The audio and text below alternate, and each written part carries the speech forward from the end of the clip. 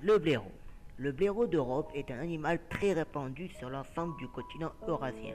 Il est présent sur tout le continent européen. La limite entre les aires de répartition du blaireau européen et le blaireau d'Asie se trouve à la limite du fleuve Volga. Le blaireau européen se trouve à l'ouest de la Volga et le blaireau d'Asie à l'est. La Volga est à proximité de Saint-Pétersbourg et Moscou. Le fleuve Volga fait 3530 km de long.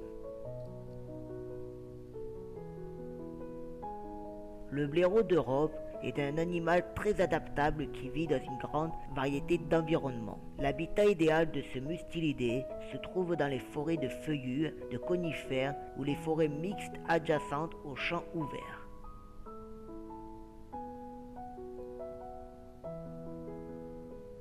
Les caractéristiques. Les blaireaux font partie de la famille des mustilidés. Leur taille, 70 cm plus 20 cm avec la queue et 30 cm de hauteur. Leur poids varie entre 10 et 20 kg. L'espérance de vie est d'au moins 14 ans et l'alimentation principale, il est omnivore.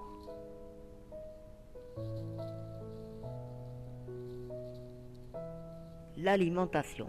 Son régime alimentaire est composé de vers de terre, d'amphibiens, d'insectes, de petits mammifères comme les campagnols, de petits lapins et de taupes. Mais il est également végétarien et mange volontiers des champignons, des bulbes, des fruits, du maïs, du blé et du trèfle.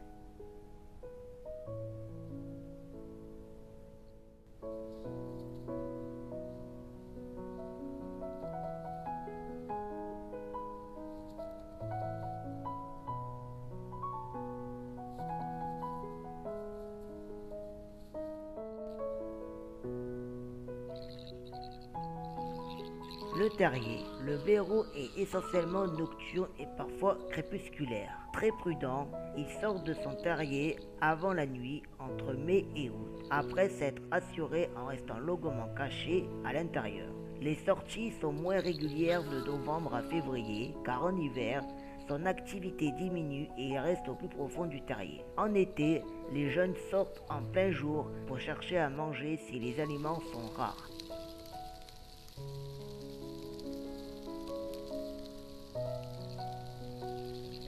La caractéristique du terrier. Il possède de 3 à 10 entrées, parfois beaucoup plus, distantes de 10 à 20 mètres, exceptionnellement 100 mètres. Il comporte des galeries et des chambres garnies de feuilles et d'herbes. Les déblais sont rejetés à l'extérieur et renferment des restes de vieilles litières, herbes, fougères et parfois même des os de blaireaux morts.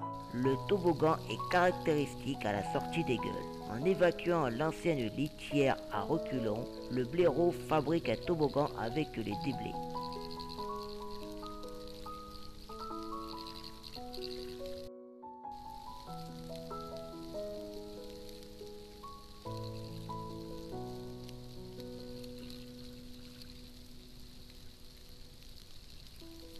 La reproduction. C'est seulement à partir de 2 ans que les blaireaux sont en âge de se reproduire. Les accouplements se déroulent dès le début du printemps. La blairelle donne naissance en janvier ou février à 3 petits blaireaux ou maximum 5.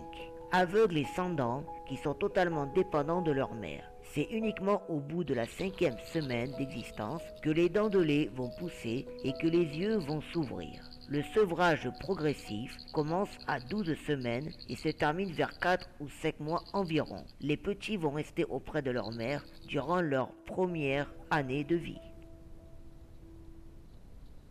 Le blaireau effectue des marquages en urinant tout autour de cet habitat pour marquer son territoire et annoncer aux autres que ce terrier est habité.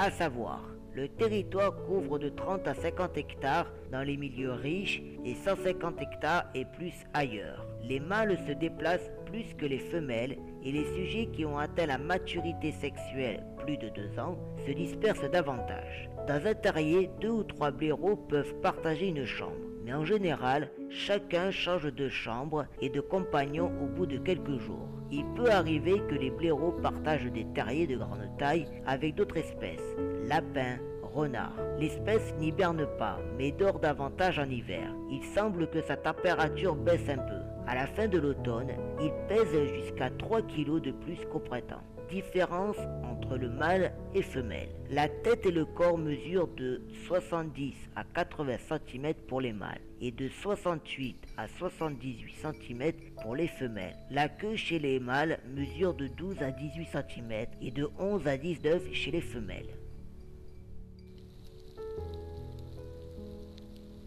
Le cri du blaireau est appelé le grondement, jappement, couic, grésillement, gloussement, pépiement, roucoulement. Le mâle est appelé le blaireau, la femelle la blairelle et le petit le blaireautin.